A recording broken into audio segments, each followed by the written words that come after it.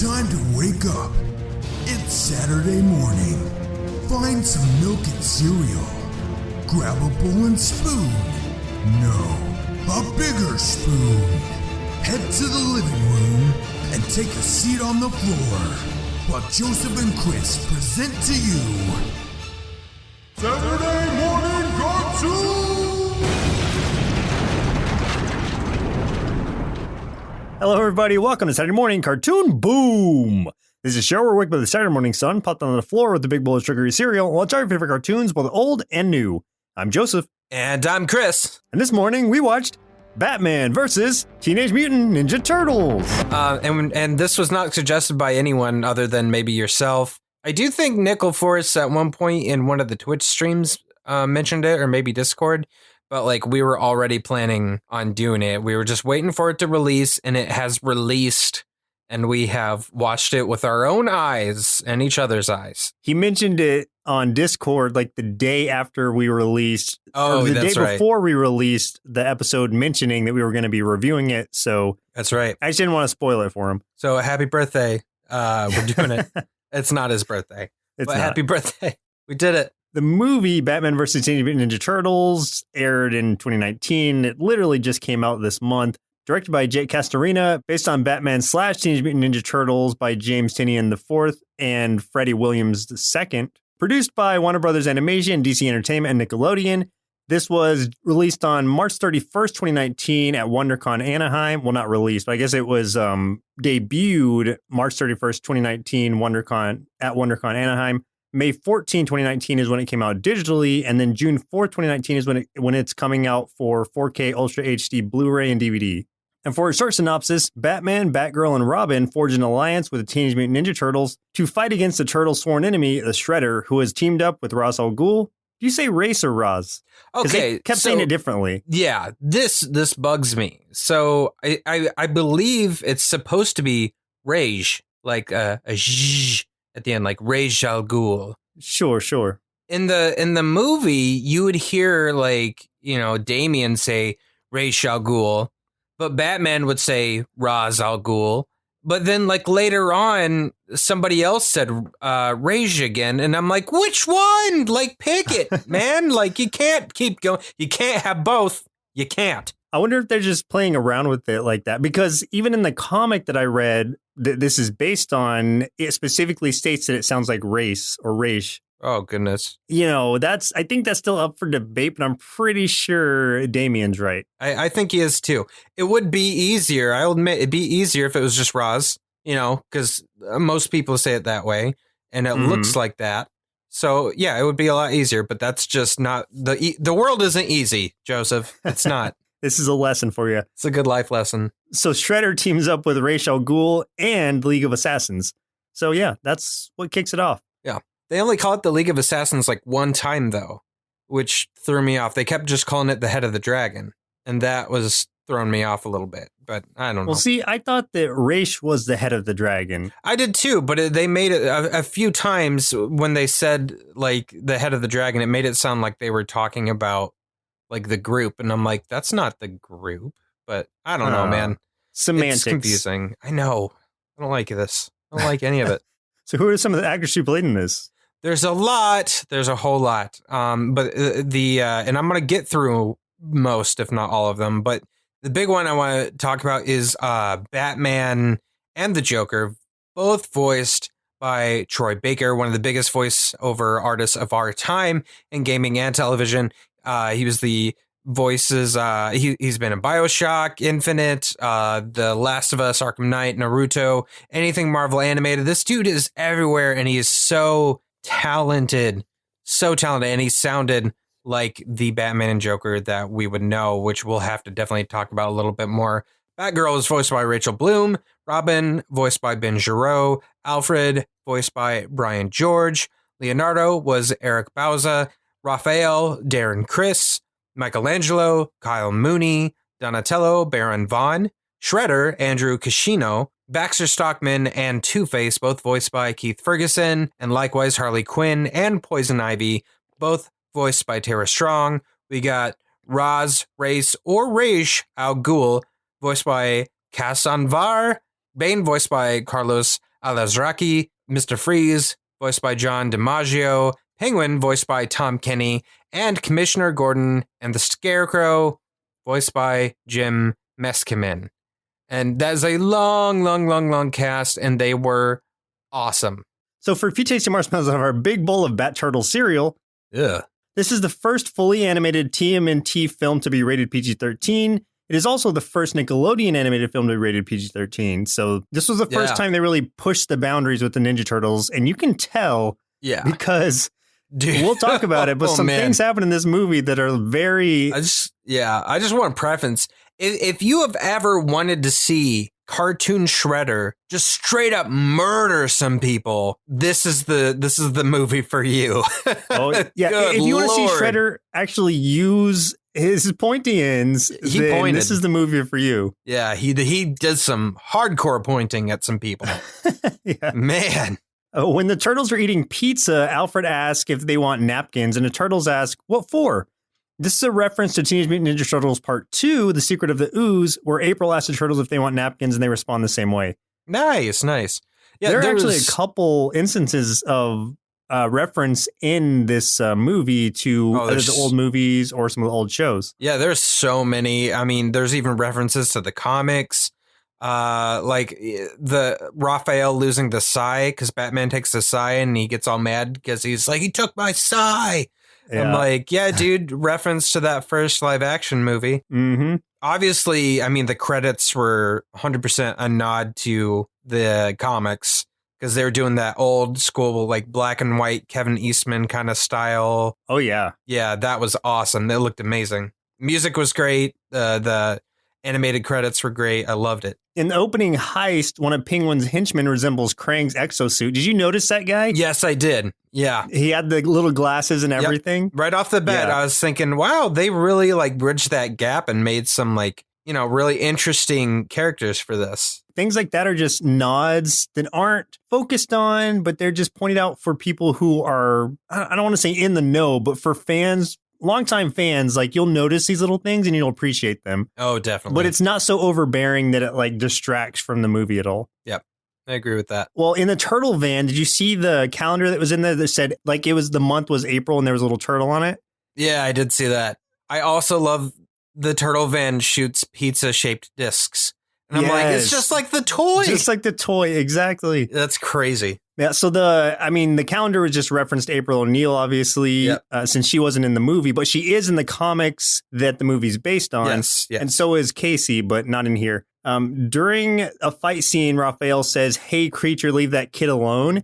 That's when he's fighting Mr. Freeze, I think. Mm-hmm. And that's the reference to Another Brick in the Wall by Pink Floyd, that song where it's like, "Hey, teachers, leave them kids alone." Oh, okay. I'm almost done. I just have to point these things out because I don't want to forget them. When Donatello is on top of the turtle van for the first time and he shoots the manhole cover, he says Bossa Nova. And that's reference again to the first movie, kind of when they're celebrating their victory and everybody's saying like cowabunga, bodacious or whatever. And he's just like, Bossa Nova. And everybody's like no. Yeah. So yeah, just reference after reference after reference. I love it. And then there's a spot. This is my last one. There's a spot where Michelangelo is deflecting Mr. Freeze's ice shots with his nunchucks, and his movements are exactly the same as the opening cartoon intro of the 80s, 90s series. Oh, really? That's awesome. Yeah. So the motions he's going through are just like the dance he's doing.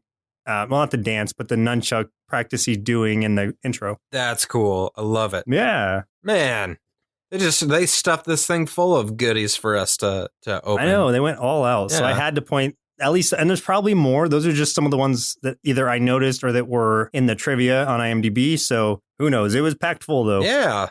That's, oh man, so cool. Did you know this was coming out? I know that like real close to the time that it did come out, I had mentioned it, but I don't know how long we actually knew it was coming out. No, I didn't know it was coming out until that you had told me. And then I was all excited about it. And that was just like a month before it released. So I didn't have a whole lot of time to hype, but I hyped. And yeah, there was some real enthusiasm going on in my brain as I anticipated this. And I had read the comics when those first came out, and those were fantastic.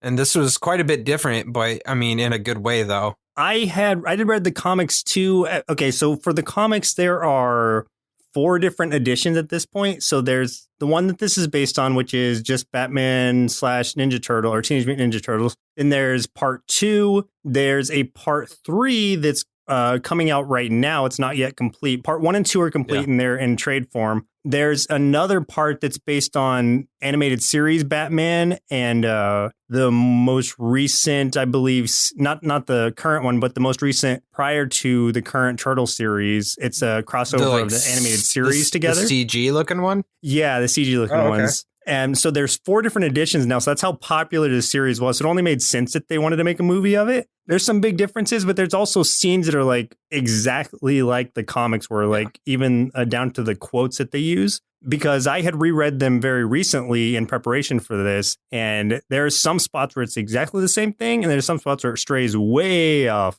But honestly, this is a little bit jumping the gun here, but I'm going to say I liked the animated series, or I liked the movie better than I did the comics. Yeah. I like the comics, but I think in this case, a rare instance where I think I like the movie better. I can 100% agree with that because I just remember watching this and thinking, okay, well, we're going to see this and I know we'll see this. And then they would either take it further than what I expected, or like I would get what I expect, but then they would give me something else 3 times better. And I'm like, whoa, yes. Yeah, because I think what handicapped them a little bit with the comics where they were trying to tie it into the ongoing series that were... yeah, they were. And it didn't work that well. Yeah, in that one, the Turtles are kind of like in a different dimension because of something that had occurred. And so the Turtles and Splinter were. And so they have to keep referencing that they're in a different dimension and mutation works differently there. And then Batman has this like super armor that he's building for some reason that happens to have all the Turtles colors implemented into it. And so there were some real things that were like really corny about it. Again, like in general, it's the same idea and the same sort of thing is going on. But I think that they really kind of put all their ducks in a row here and make it work better because they don't have to tie it to any kind of particular mythos. Yeah. It's as long as it's Ninja Turtles and as long as it's Batman, and that's what they do. It's not tied to any other storyline. It's a standalone, and I think it works best that way. Well, and they set it up the best way, too, because you didn't have to play with alternate dimensions or anything like that. It was literally they chased Shredder from New York to Gotham. That's it. Yeah. And that's all the setup we needed, and it was perfect. So, like, it's just like, okay, yeah, we're just going to say that they exist in the DC universe. It's fine. And I'm like, yeah, I like it. Yeah, it's almost like a what if comic, if you want to call it that. And plus, like you even see the Ninja Turtles in Injustice 2. Not that I'm saying that's like official canon or whatever for the DC universe, but they have crossed over before, so it's not. It's just a fun idea, you know. Yeah. So the way that the movie kicks off is it starts out different. It starts out the same, but slightly differently because at the start of the comic, it's just some. So the Foot Clan have broken into a facility to steal these parts or something, and the Turtles come to try to stop them, but the Turtles are the only ones who are seen, so it's blamed on the Turtles. This is in Gotham City. And in the comics, they have just a random woman who is working there trying to explain to Batman what was happening. Whereas in the movie, they make it Batgirl, who wasn't in the comics at all, I don't believe. I'm so glad they added her, though, because, man, there were some great scenes by them adding some extra characters than what they did in the comic. Some of the best, like, pair-ups I've ever seen. Yes. And you know what? Like, even though like there was nothing really that hinted at that being a possibility, I totally shipped Donatello and Batgirl because they're the two like sciencey ones. Yeah, they were such dorks, and I loved it. And yes. The banter between those two was the best in the entire show. Like, yeah, absolutely. It was great. Right off the bat, that scene with Barbara Gordon, she's not dressed as Batgirl. She's just in this lab talking with these people. She just kind of gets that almost that Spidey sense kind of look, like something's wrong. And all these ninja stars come flying at this dude, and she just throws a clipboard up and, you know, snatches it real quick. And I was like, dang, like they were going to straight up murder some scientists if she hadn't stepped in. Well, and that was her holding back, too. She even told Batman later, like she couldn't go all Batgirl on them. She didn't have her costume. Yeah. Well, that, and she didn't want to like reveal herself too much. She just did like some basic things like well, I say basic. She does throw the clipboard up, then she dives and like knocks somebody over so that they don't get hit by the sword or something. Yeah. But yeah, oh man, that was awesome. And she briefly got a glimpse of the Turtles because they came in, stopped the Foot Clan, and of course, because there's ninjas, smoke happens, and then everything disappears, like the ninjas and the Turtles and the Foot Clan. Yeah, dude, ninja vanish. You have to ninja vanish. It's true. But you know how much work that's got to be. Is just like, crap, I threw the pellet. Like, we got to grab all of our crap along with these other guys and their crap, and we got to pick them up, and we got to somehow climb out of this building without anyone seeing us, and we literally have to do it within, like, 2 seconds. That's so much work. What I'd like to see more of is a movie that really focuses on the inside of the ninja vanish. Like, what are the people doing when after they throw the pellet down? Yeah. I like there was a cartoon a while back, Venture Brothers, where I believe in the first episode they square off with a ninja guy and he throws his little pellet and there's a puff of smoke and it goes away and they're like, oh, he's gone, and someone's like, no, he's just behind the door, and they look and he's hiding behind the door and they're like, oh, that's how they do it. There's a movie I watched yesterday, actually, Batman Ninja, that I subscribed to the DC Universe Online, actually, nice. And no regrets. But so I watched Batman Ninja, and there was a scene where he throws down a smoke pellet, but he's already been transported to feudal Japan. Right after he throws it down, it does show his perspective, and he's like using his grappling hook to try to like hook to a tall building, but he's in like a small village. There's nothing around as he's looking, and so he's like, all right, and he just runs off the other way. I love it. Just like crap. And then the smoke goes down, but you hear like, like running away. Oh, it's great. I like when the Turtles are like getting ready to take on the Foot Clan. You know, you see like some real stylized shots of them like sheathing their weapons and stuff. But you see Michelangelo try to stuff a slice of pizza in his belt, and that was a great. Like they use Michelangelo so well in this because there's a fine line with him between being funny and being absolutely obnoxious. And I was worried that we were going to get obnoxious Michelangelo, but we got pretty funny Michelangelo. I had a good time with him. Yeah, he was really good in this one. And I liked his companionship with Batman.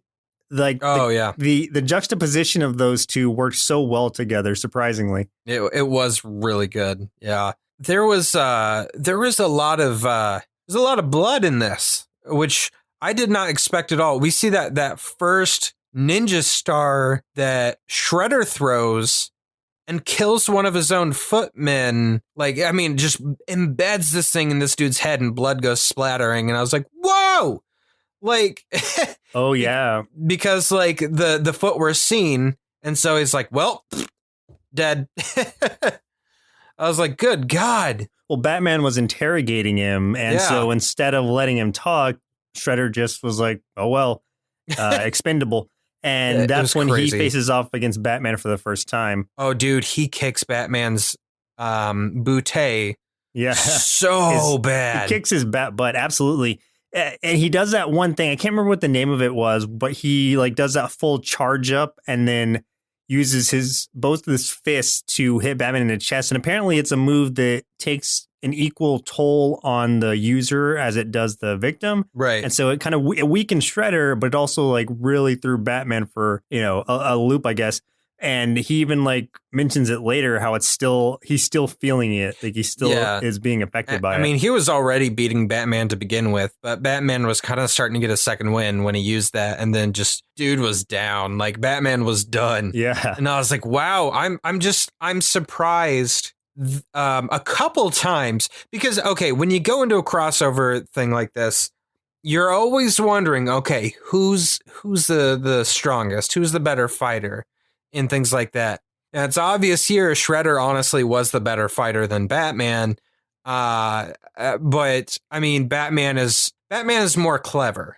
But when it came out to an all-out brawl, Shredder kicked his bat butt. Those are the kind of things we used to do on like Nerds on Tapped, old podcast we used to do. Oh yeah, all the time. Where we would just kind of fictionalize these face-offs. And I would agree that Shredder should beat Batman, at least initially, until Batman figures him out. It's true. And man, and that was a great, like I almost want to say choreographed because I mean, it's not like a live action choreograph, but I mean, they have to, I mean, you know, on paper, they got to choreograph how this animated fight's going to go.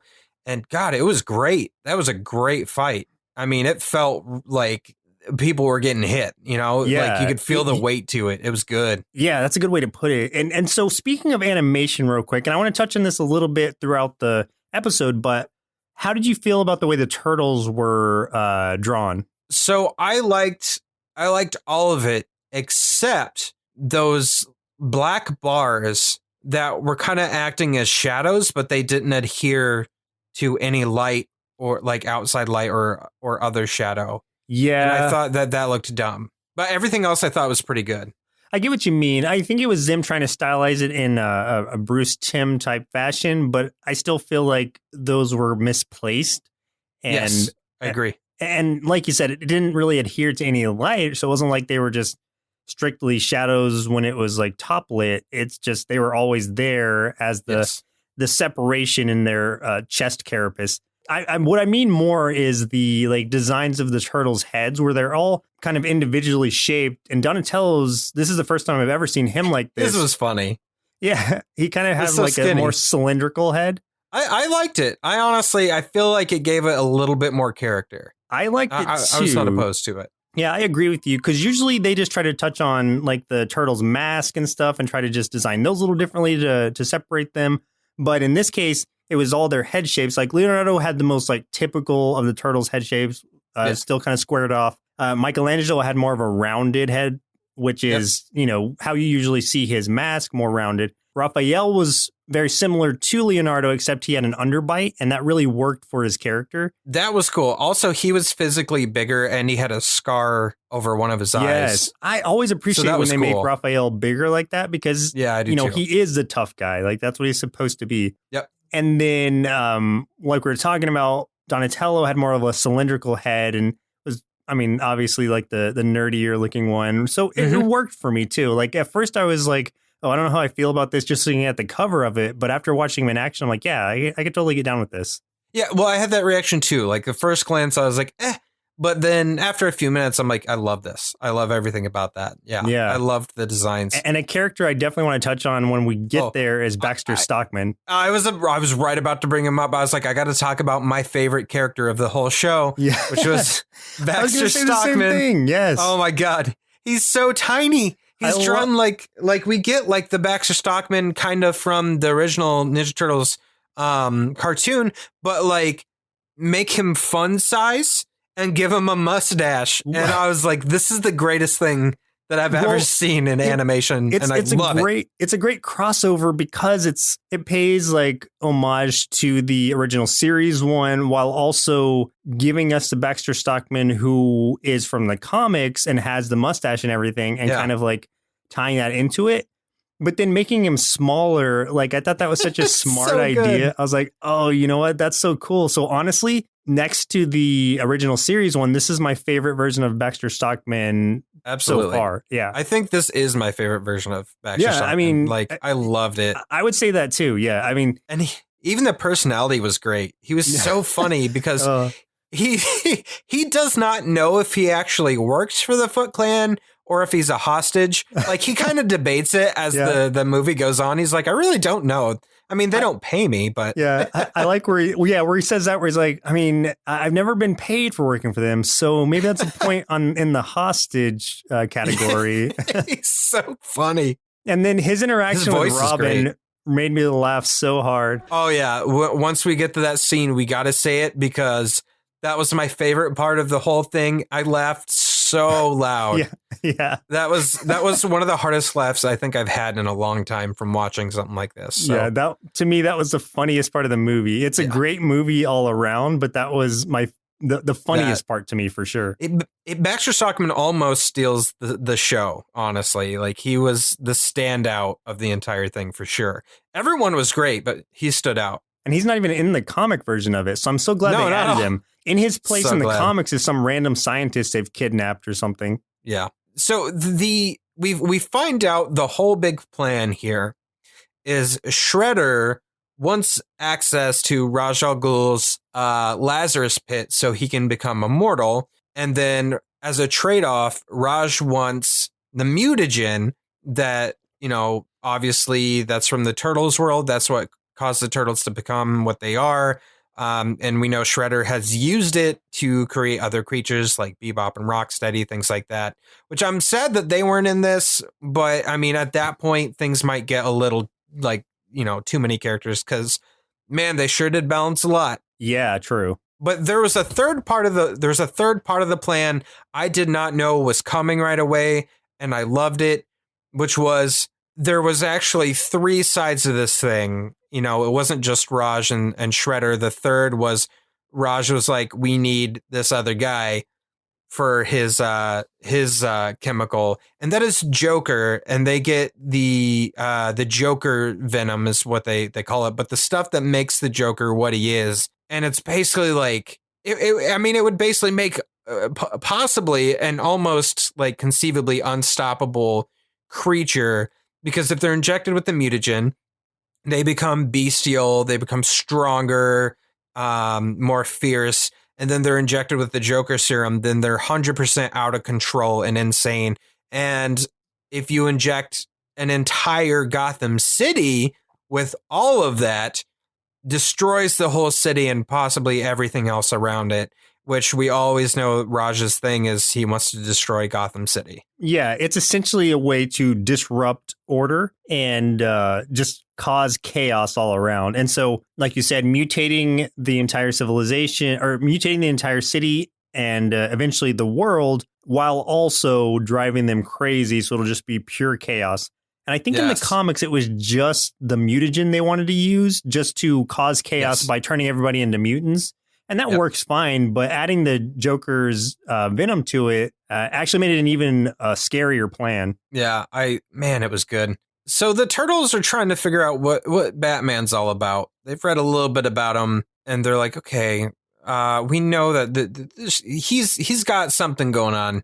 Maybe he is, because they don't know who Shredder's working with. So they're thinking first, maybe this is Batman. Donatello does what he does, ends up finding the Batcave, and they just kind of wander into it, like through the sewers. And everyone's like, what? How did you find us? Like, they first encounter Damian, who is our Robin in this one, who is, bless his little heart, trying to fight them off and doing okay at first. But I mean, how they defeat him is great. Like, Michelangelo lands on top of him, pulls his arms and head inside his shell and just sits on top of him, and Damian can't push him off. Yeah, that was just great. Dead weight. They made, one thing I loved about this is they made so much use of their being a turtle than I have seen in almost any of the cartoons for a long time. Like, they actually really use their shells quite often, and I thought that was cool. Oh my God. And the blimp was great. I love how Michelangelo was like, that was good. Look that was at all good these commentary. blimps. I love these blimps. What are they even here for? And it's like, yeah, yes. got them so moody with all those like weird blimps and the spotlights going around. But it's like, why? Why are they even there? So funny. There was so much good commentary back and forth between the two sides. Like, I love when Raphael is trying to describe Batman. He's just like a guy that wears a Dracula costume and punches clowns. And Donatello's like, what kind of Dracula movies are you watching? Yeah. That was really good. That was really, really good. That was actually exactly from the comics, too, those lines. Oh, yeah. And I like when they first encounter Damien and like Damien's like threatening him and Raphael's like, what are you, 5? Yeah.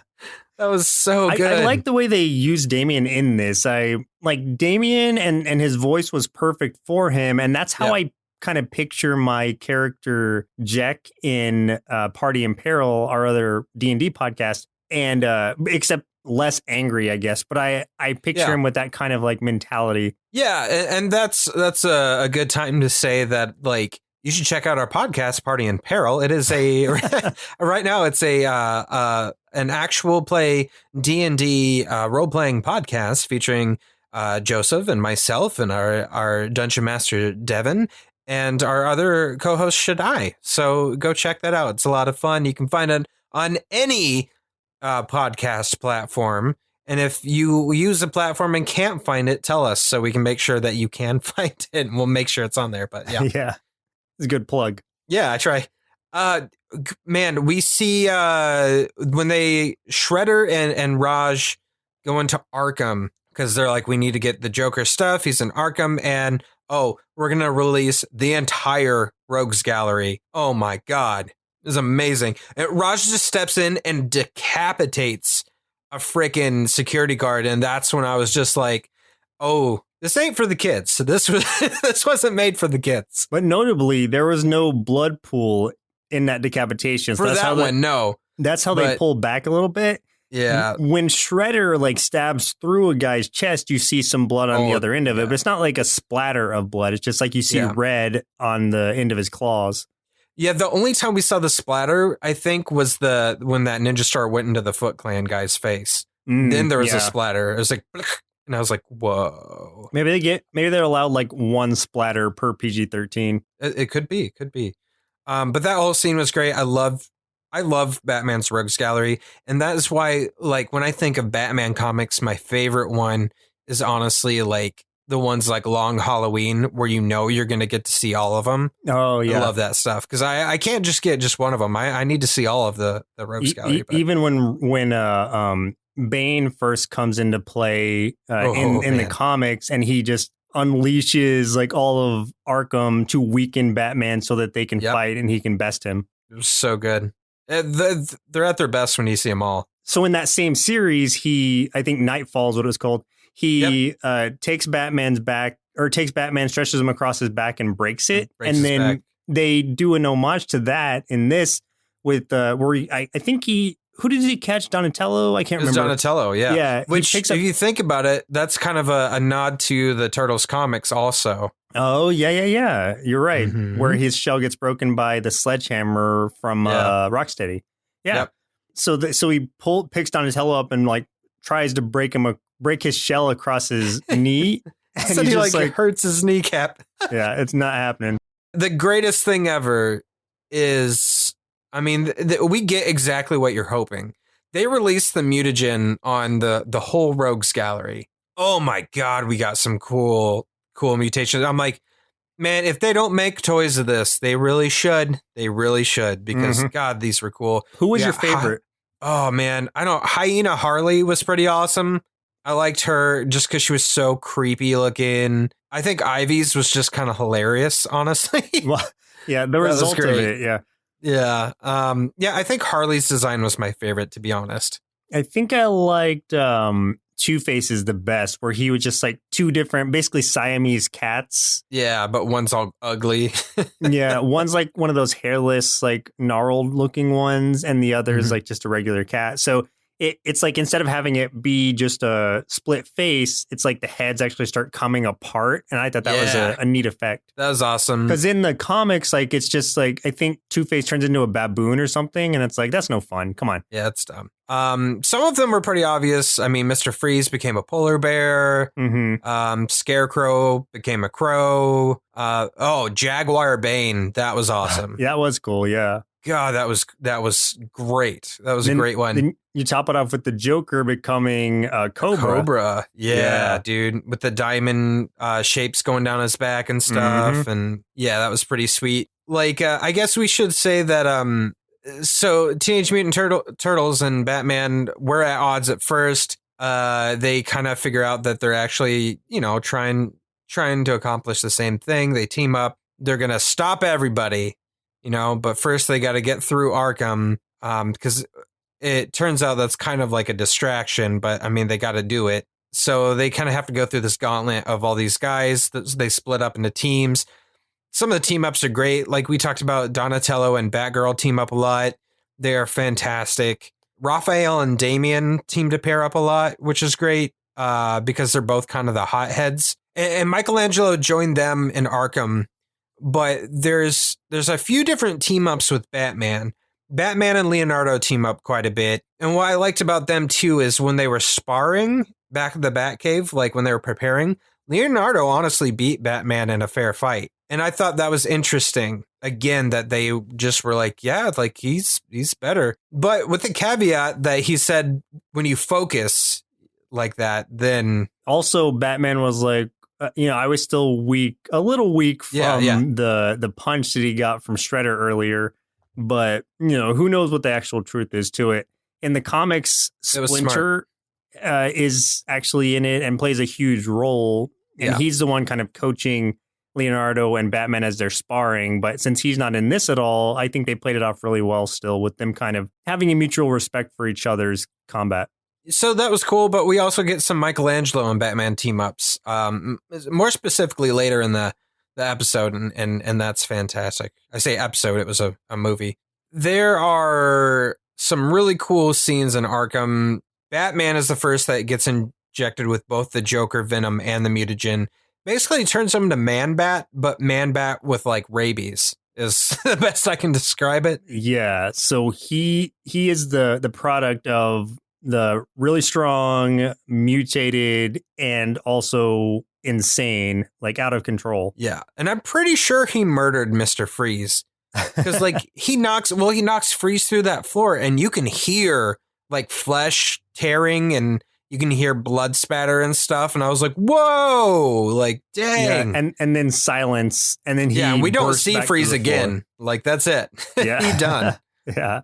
Mikey pulls an Arya Stark with the antidote to help him. Yeah, I was thinking the same thing. Yeah.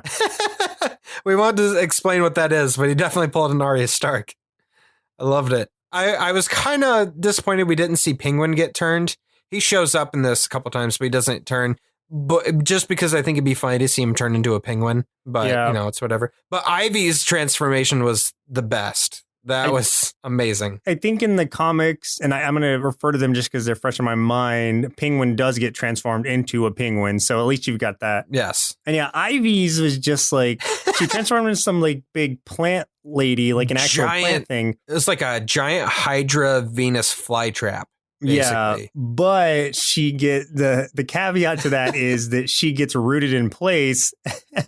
And so when the Turtles and Damian come in, I think it was Damian, or maybe Batgirl, like she like is about to like reach out to them and like snap them with one of her Venus flytrap hands, and then she's just out of reach because they're against the wall, and she just keeps on trying. And it's funny watching her, and then you see her roots in the ground and her trying to like pull herself up, but she can't. And so they just kind of edge along the wall and stay out of her reach while she's like yelling at them and trying to like gnash at them. And that's really funny. It's funny because she's like, hang on. Come on. Like just the noises she's making. And kudos to Tara Strong for that. It was really good. Yeah, she did a great job. We get a good chase scene with the Batmobile, the turtle van. Going after everybody. That was great. And then Raj mutates all of his ninjas, and we get some cool and some hilarious and some awesome things from there. Like you see some wolf dudes. You see a guy that looks suspiciously like Rocksteady at one point. Mm-hmm. There's a lion ninja guy. The pigeon made me laugh really hard. Like there's a pigeon ninja that swooped down and was just trying to pick somebody up and flapping his wings looking like an idiot. I feel like that was an homage to Pigeon Pete from the Mutanimals. Oh, absolutely. Had to have been. It was great. The T-Rex ninja. Oh my God. That was awesome. Yes. I was like, come on. That's so great. That's even what they said. I think Leonardo's like, oh, really? Or come on. He's like, something. Come on. Yeah. Okay. So they get to where they need to go to try to defeat them. What they have is a cloud seeder that has both the mutagen and the Joker venom inside it. It's going to go up into the atmosphere. It's going to release the toxins into the clouds. They're going to rain down on all of Gotham City. So that's the plan. They got to get in there. They got to stop it. And Baxter Stockman when Damian confronts Baxter Stockman, oh my God. Well, okay. To set the stage, so everybody's fighting. Everyone's like paired off fighting somebody individually. And so Damien is alone looking for somebody to fight. And he sees Baxter Stockman over there alone. He's like, you, Flyman or something. And Baxter like is on his knees, like cowering, like, please, I don't even work for them. Like I'm a hostage or whatever. And in the process, like he throws up like bile on the ground, like his acid bile, and then passes out. Yeah, he throws up and then passes out in his puke. Yeah. And just together seeing that, it was so unexpected that I laughed so hard during that scene. And it happened so fast. And I'm pretty sure Damien was even like, oh, that's sad. No, that's what he said. He said, you are a huge disappointment. Yeah. I don't know if we want to ruin too much of the ending. I don't think we need to. No. There's a great showdown between so they kind of switch off where Batman has his second fight with Shredder. Leo really goes up against Raj, and the way he wins that fight is hilariously timed and perfect. It was great. And then the one thing that I was just like, wow, this is seriously violent. Raj straight up snaps Donatello's arm. I was like, oh my God, like you hear the bone snap, and I was like, oh my God. Yeah. That was rough. And that it made sense in the plot too. Like it debilitates him in a way where you're like, okay, it makes sense why they did that. Yep. Well, there's one other thing is that if you go and watch this, or if you've watched it already, you need to make sure that you wait till after the credits, because there is a post-credit scene, and it is exactly what you hope it's going to be. And it is yes. awesome. But aside from that, so you gotta, wait till after the credits. There is a great wrap up where Batman gives everybody pizza and says it's pizza time. Yeah, and there's a few scenes where it. you really see Batman kind of softening up to the Turtles, because he's really kind of like he gets it. They're fellow ninjas and they're trying to better the world. They're just very, as he says at one point, they're so impulsive that they get in their own way. Well, and because they're teenagers, yeah. Yeah, and that has always been the Turtles' downfall whenever they get into trouble. It's always because of that. So it made sense. And what I liked is it's obvious in this, there's character development enough to where you see both sides learn something. You definitely see the Turtles learn from Batman, especially Leonardo definitely learns from Batman, and vice versa. Batman and company definitely learn to lighten up a little bit from the Turtles. Especially, I liked how Raphael had that talk with Batman. Yeah, that was good. That was a great scene. I mean, it was everybody was there, but Batman specifically, but Raphael specifically was talking to Batman about essentially the dynamics of a family, and I'll just leave it at that. I was going to say, out of all of them, like Damian really softened up a lot too, because Damian started out hating them, as Damian does, because he's emo edgelord. Yeah. But like in the end, I mean, Damian really kind of defended them, which was really cool to see. Yeah, I definitely. And it, like you said, just character growth all around. Yeah, it was fantastic. Oh, and I forgot my favorite exchange of the whole movie, which was between Donatello and Batgirl when they're creating the antidote for the mutagen and stuff like that, where Donatello keeps calling it anti-ooze, and she's like, ew, gross, we're not going to call it that. Yeah. She's like, no, it's anti-mutagen. Yeah, or retro-mutagen. Yeah. Yeah. Well, Chris, looks like it's about time we send our inner kids off to Gotham to help save the day as the preteen average human boys, or be mutated into cute little critters in the process. Then see what they thought of Batman versus Teenage Mutant Ninja Turtles. This cartoon was so awesome because you got Batman and Batgirl and Baby Robin and the Turtles, and then all these cool bad guys that aren't even just the regular bad guys. Then we got mutant bad guys and a ninja dinosaur, and oh my God, this is everything I always wanted. So I gave this cartoon 5 bowls of Radish or Roz cereal out of 5. What's cooler than the Teenage Mutant Ninja Turtles teaming up with the Dark Knight? Nothing. 5 out of 5. But if I need to elaborate a little, the action scenes were awesome. Michelangelo's comedy worked surprisingly well in contrast with Batman's serious demeanor, and I really dug the animation choices they made. So again, I'd give Batman vs. Teenage Mutant Ninja Turtles 5 big bowls of ooze not mutagen cereal out of 5, and highly recommend this film. I mean, where else are you going to hear Batman say cowabunga? Yeah, he does say cowabunga at one point. That was priceless. That was for a really very good. Specific reason, so it's not completely out of character. But you'll have to watch it and find out.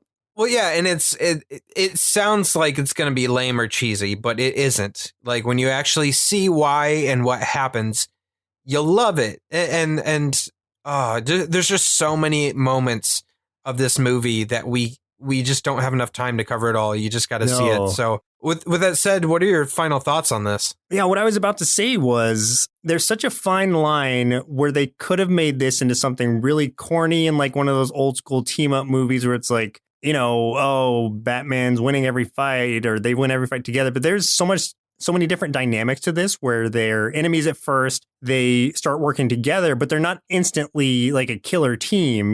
They have to work towards that. And throughout the movie, they do develop that camaraderie where they're able to work well together. And I appreciated that much about it. My only nitpick, and it is very much a nitpick and doesn't affect my score at all, obviously, was I wish that when they had mutated really anybody, so let's say Baxter Stockman, like I wish his voice had been more fly-like, I guess. You know what I mean? Like, sure, yeah. Like it was kind of funny that he had still a regular voice and that Harley's voice was the same and whatever. But I feel like if they're mutating, the technical side of me or the logical side of me is like, well, wouldn't their vocal cords change a little bit too to kind of match the animal they become? So I know that would have been maybe a little too much to ask the voice actors to try to like fake something or figure something out. But I just think that's the only thing that I would have maybe asked for. But again, it didn't affect my opinion of the movie negatively at all. It's just one thing I wish they had thrown in. Definitely watch it. Well worth it. Yeah, I feel like maybe they did that with Ivy, though. Like, I think they added some sort of effect to her voice, but I'm not sure. But I think if they did, she was the only one they did it with. Mm-hmm. But yeah, I know what you mean. I kind of think that would have been fun too, but what they did was still totally fine with me. Well, I wish like even if they had just like reached out to you and been like, Chris, why don't you do your best Waspinator voice for Baxter Stockman? Yeah. Yes. That would have been great. I would have done it, man. My goal in life, and I've told you this, is I will eventually voice Waspinator in some sort of cartoon. Like, if they ever bring him back in another cartoon, like, they're going to contact me. Even if we have to get the rights to Waspinator to make a solo series. Solo Waspinator series. It'll just be him getting blown up at the end of every episode. Yeah. Being reassembled. But yeah, dude, this movie was so much more than I expected. I went in with what I felt like were high expectations, and it just exceeded it by far. It had everything I wanted to see. It gave me all these bits I never expected, but really played to my love of both of these franchises in so many different ways.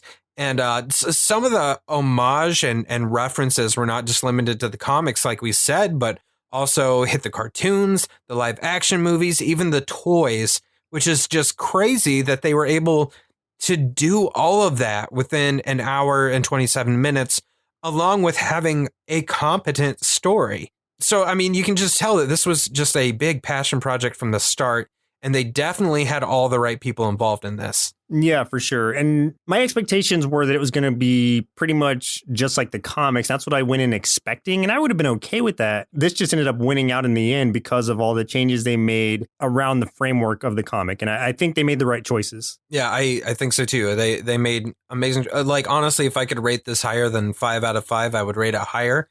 This is probably one of my favorite animated films of all time. Easily. I could watch this over and over. And I know you could pick out something new every time you watch it. It was genius the way they did it. Yeah. And I really hope they continue with the Batman versus, well, it won't be versus anymore, but Batman Ninja Turtle crossovers, because like I said, there are at least 2 more comics that are along that same storyline, as well as the animated series one. So yeah, hopefully this one does well enough where they'll end up making more. Well, yeah, and like I said, if you stay for the after credits scene, you know it's set up for a sequel. You know it is. So I'm really looking forward to that. I really hope they do it. Thanks, Us, for suggesting this. Yeah, it was a good idea. Good idea, Us. Pat on the back. Yeah, hang on. Wait. There we go. That was good audio. Perfect. Well, listeners, looks like a milk supply is now run dry, so it's time for us to say goodbye. Next week, we'll be watching David the Gnome, suggested via Twitter by @HenryM319. Once again, I'm Joseph. And I'm Chris. And we'll see you next Saturday. Presented by Nerdsloth, a place for lazy nerds. If you like what you heard, consider donating at patreon.com/nerdsloth so we can continue bringing you quality shows. Be sure to also leave us a review and share your favorite episodes and clips on social media. If you're looking for more content, visit us at nerdsloth.com.